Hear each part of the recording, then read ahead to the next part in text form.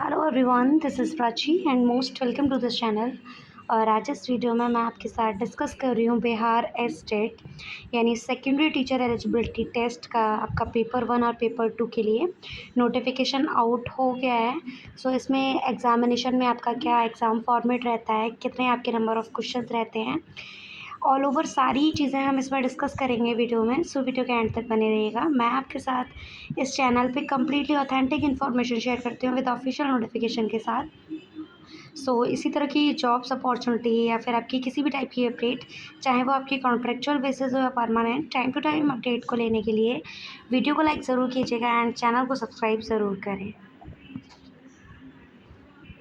आपको स्क्रीन पे इंटरफेस दिख रहा होगा, बिहार विद्यालय परीक्षा समिति की तरफ से आपका निकाला गया है for the secondary teacher eligibility test माध्यमिक शिक्षक पात्रता परीक्षा 2026 के आयोजन एवं उक्त परीक्षा में सम्मिलित होने हेतु आवेदन पत्र भरे जाने के संबंध में इच्छुक अभ्यर्थियों के लिए आवश्यक सूचना।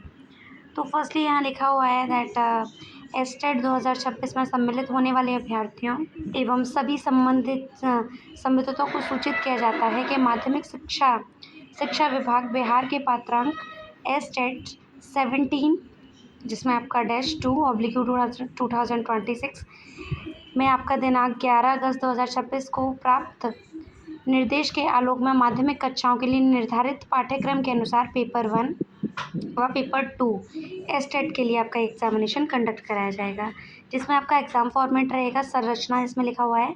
पात्रता परीक्षा आपका प्रश्न जो रहेंगे वो एमसीक्यू बेसिस रहेंगे प्लस आपका हर क्वेश्चन के लिए आपका 1 मार्क्स रहेगा, नो नेगेटिव मार्किंग। यहाँ पेपर के विषय के बारे में आपको बता दिया गया है। फर्स्ट आपको यहाँ पेपर 1 के लिए दिख रहा होगा, इसमें आपका पेपर कोड है जिसमें आपका लैंग्वेज में जो रहेंगे सामान्य विषय हिंदी, उर्दू, बंगला, मैथिली, संस्कृत, अरबी, फ़ारसी, भोजपुरी, अंग्रेजी, गणित, विज्ञान, सामाजिक विज्ञान, ये सारी चीज़ें आपको बता दी गई हैं। इसमें आपका एलिजिबिलिटी क्राइटेरिया क्या रहेगा फॉर द पेपर फर्स्ट। आप किसी भी सब्जेक्ट के लिए जा रहे हैं, सामान्य विषय किसी भी सब्जेक्ट के लिए जा रहे हैं, तो अपने 50% के साथ उस सब्जेक्ट में ग्रेजुएशन कंप्लीट कर रखा हो और आपने बीएड कंप्लीट कर रखा हो। मिनिमम आपका 45% के साथ आप पास आउट होने चाहिए ग्रेजुएशन में, ये आपको क्लियरली बता दिया गया है। फिर यहाँ आपको इसका फॉर्मेट है आपका शारीरिक शिक्षा, संगीत विषय, ललित कला विषय, नृत्य विषय, इसमें सबका आपका अलग अलग तरीके से आपको मेंशन किया गया है। जैसे कि आपका हिंदी, उर्दू, मैथिली, बंगला, संस्कृत, अरबी, फ़ारसी, भोजपुरी, अंग्रेजी, गणित, विज्ञान, सामाजिक विज्ञान में आपका सेम एलिजिबिलिटी क्राइटेरिया है। वहीं आपका शारीरिक शिक्षा में आपको बताया गया है कि आपका 50% के साथ आपका फ़िज़िकल एजुकेशन में आपका ग्रेजुएशन कंप्लीट हो या आपने बीपीएड कर रखा हो, ये आपको बता दिया गया है। ये सारी चीज़ें आप पढ़ सकते हैं। फिर आपका म्यूज़िक में आपका 50% के साथ आपका ग्रेजुएशन कंप्लीट हो। आपको आप म्यूज़िक में या मैं कहूँ फ़िज़िकल एजुकेशन में आपका बीएड मैंडेटरी नहीं है। फिर आपका फ़ाइन आर्ट्स में है आपका 50% के साथ ग्रेजुएशन कंप्लीट हो फ़ाइन आर्ट्स में, ये आपको बता दिया गया है। प्लस आपका डांस विषय में भी आपका जिसका सब्जेक्ट कोड 116 है, इसमें आपका 50% मार्क्स के साथ आपका ग्रेजुएशन कंप्लीट हो। नृत्य शिक्षा में ये आपको बता दिया गया है। विषय विद्यालय अध्यापक, ये आपको बताया गया है कि आपने ऊपर के जो सब्जेक्ट हैं उनमें आपका बीएड मैंडेटरी है, बाकी का आपका physical education, music, fine arts और डांस टीचर के लिए आपका ग्रेजुएशन नहीं मांगा, सॉरी बीएड नहीं मांगा गया है। फिर यहाँ आपका विषय समूह बताया गया है कि अगर आप मैथ्स के लिए अप्लाई कर रहे हैं तो आपका क्या सब्जेक्ट कॉम्बिनेशन होना चाहिए। जैसे आपने गणित, स्नातक स्तर पर गणित के साथ आपने भौतिकी, इलेक्ट्रॉनिक्स, कंप्यूटर साइंस, रसायन विज्ञान, सांख्यिकी विषय में से कोई 2 विषय स्नातक स्तर पर पठित हों तथा अथवा इंजीनियरिंग से स्नातक जिसमें गणित की विशेषता हो। इस क्रम में स्पष्ट किया जाता है कि स्नातक स्तर पर गणित साइंस में बीसीए की योग्यता को सम्मिलित माना जाएगा। यानी आपका मैथ्स के साथ आपका इन किसी भी सब्जेक्ट आपने कोई भी 2 सब्जेक्ट पढ़ रखे हों तो आप एलिजिबिलिटी रहेगी आपकी मैथ का एस्टेट देने की।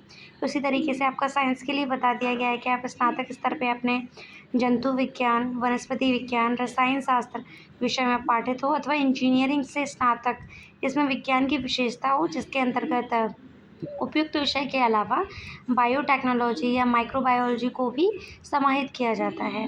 फिर आपका सामाजिक विज्ञान में बताया गया है कि आपका स्नातक स्तर पे सहायक विषय, प्रतिष्ठा विषय के अंतर्गत आपका इतिहास, भूगोल, अर्थशास्त्र एवं राजनीति शास्त्र में से किसी 2 विषय में उत्तीर्ण हूँ, जिसमें अनिवार्य रूप से एक विषय इतिहास या भूगोल अवश्य हो। फिर आपका भाषा से संबंधित विषय में आपका बता दिया गया है, आपका भाषा संबंध में ग्रेजुएशन होना चाहिए ऑनर्स में, ये आपको क्लियर कर दिया गया है। पेपर फर्स्ट के तहत आपका संगीत, नृत्य व ललित कला विषय की अलग-अलग परीक्षा ली जाएँगी। शारीरिक शिक्षा के लिए केवल पेपर 1 के तहत परीक्षा ली जाएगी, जिसके लिए अर्हता का निर्धारण परिशिष्ट 1 की कंडिका 2 में किया गया है, यानी आपको इस टेबल में दिख गया होगा। फिर यहाँ आपका पेपर सेकंड के लिए है, जिसमें आपका पीजीटी के लिए अप्लाई करते हैं आप, जिसमें आपका सब्जेक्ट कोड आपको दिख रहे होंगे। इनके लिए आपका सेम रहेगा, आपका पोस्ट ग्रेजुएशन कंप्लीट हो 50% मार्क्स के साथ। अगर आपने 45% से भी कर रखा है देन यू कैन एलिजिबल। साथ ही साथ आपका बीएड कंप्लीट हो, जिसमें आपका हिंदी, उर्दू, अंग्रेजी, संस्कृत, बांग्ला, मैथिली, मगहिया, अरबी, फारसी, भोजपुरी, पाली, प्राकृत, गणित, भौतिक विज्ञान, रसायन शास्त्र, जंतु विज्ञान, इतिहास, भूगोल, राजनीति शास्त्र, समाजशास्त्र, अर्थशास्त्र, दर्शन शास्त्र, मनोविज्ञान, गृह विज्ञान, वनस्पति विज्ञान। वहीं आपका वाणिज्य, कंप्यूटर साइंस, कृषि और संगीत के लिए जो आपका रहेगा, उसमें आपका इन सब्जेक्ट के लिए सिर्फ आपका पोस्ट ग्रेजुएशन कंप्लीट हो, आपका बीएड नहीं मांगा गया है। कंप्यूटर के लिए भी आपका बीएड की कोई अनिवार्यता नहीं है, कृषि के लिए भी कोई अनिवार्यता नहीं है, आपकी म्यूज़िक के लिए भी कोई भी नहीं है, साथ ही साथ आपका कॉमर्स के लिए भी कोई नहीं है। Subject at post graduate level, ये आपको सब्जेक्ट कॉम्बिनेशन बता दिया गया है कि आपने इस सब्जेक्ट में अपना पोस्ट ग्रेजुएशन कंप्लीट कर रखा हो। तो ये तो आपका रहा पेपर फर्स्ट और पेपर सेकंड के लिए आपको बता दिया गया है। फिर यहाँ आपको पेपर फर्स्ट का बता दिया गया है कि आपका जो क्वेश्चंस रहेंगे सब्जेक्ट स्पेसिफिक, वो 100 क्वेश्चंस रहेंगे। वहीं आपके 50 क्वेश्चंस रहेंगे आपके शिक्षण कला, अन्य दक्षताओं पर आधारित आपके क्वेश्चंस रहेंगे। आपके एमसीक्यूज बेस्ड क्वेश्चंस रहेंगे, कोई भी आपकी नेगेटिव मार्किंग नहीं रहेगी। आवेदक भारत का नागरिक हो, ज़रूरी नहीं है कि आप बिहार से ही बिलोंग करते हो। बिहार से हैं तो अच्छा है, अगर नहीं भी हैं तो भी आप अप्लाई कर सकते हैं। उम्र की सीमा व छूट आपको बता दी गई है, आप डिटेल में पढ़ सकते हैं। इसमें आपका अनरिजर्व मेल कैंडिडेट के लिए 37, अनरिजर्व फीमेल कैंडिडेट के लिए 40, ओबीसी मेल एंड फीमेल के लिए 40 हो एंड ये सारी चीज़ें आपको क्लियरली बता दी गई हैं। फिर आप इन सारी चीज़ों को डिटेल्स में पढ़ सकते हैं। यहाँ नॉर्मलाइजेशन के बारे में भी आपको डिस्कस किया गया है। तो जिनका जो ऑनलाइन फॉर्म सबमिशन है वो आपका 17 अगस्त 2026 से स्टार्ट हो रहा है। वहीं आपका 31 अगस्त 2026 आपका लास्ट डेट फॉर्म सबमिशन का रहेगा। तो यही इन्फॉर्मेशन थी। बाकी का आप जो भी कैंडिडेट इंटरेस्टेड हैं, एलिजिबल हैं, वो इसके लिए आप इसके ऑफिशियल वेबसाइट पे जाके पढ़ सकते हैं सारी चीज़ों को डिटेल्स में। यहाँ आपका जो आपका क्वालिफाइंग क्राइटेरिया रहेगा वो आपको बता दिया गया है। अनरिजर्व से बिलोंग करते हैं तो आपका 50% मार्क्स के साथ आपका पास आउट रहा जाएगा। जैसे 150 में से आपका अगर 75 आता है तो आप उसके लिए क्वालिफाइड रहेंगे। फिर यहाँ आपका एप्लीकेशन फ़ीस है। अगर आप पेपर फर्स्ट पेपर सेकंड दोनों के लिए अप्लाई करेंगे तो आपका फ़ीस 1440 है। वहीं आपका पेपर सेकंड के लिए 1140 है। सिंगल के लिए आपका 960, 760 आपको बता दिया गया है। तो यही इन्फॉर्मेशन थी।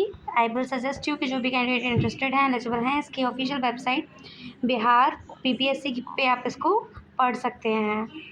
मैं आपके साथ इस चैनल पे कम्प्लीटली ऑथेंटिक इन्फॉर्मेशन शेयर करती हूँ विद ऑफिशियल नोटिफिकेशन के साथ। सो इसी तरह की अपॉर्चुनिटी, चाहे वो आपकी कॉन्ट्रेक्चुअल बेसिस हो, permanent, time to time update को लेने के लिए वीडियो को लाइक ज़रूर करें एंड चैनल को सब्सक्राइब ज़रूर करें। Thank you.